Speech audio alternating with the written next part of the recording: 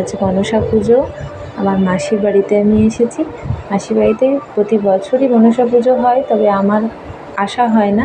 এবছর এসেছি, তাই সব কিছু ভাবলাম একটু ভিডিও করে রাখি, আপনাদের সকলের সামনে শেয়ার করব। সেই কারণে এই আমার মাসি পায়েস বানাচ্ছে ঠাকুরের জন্য।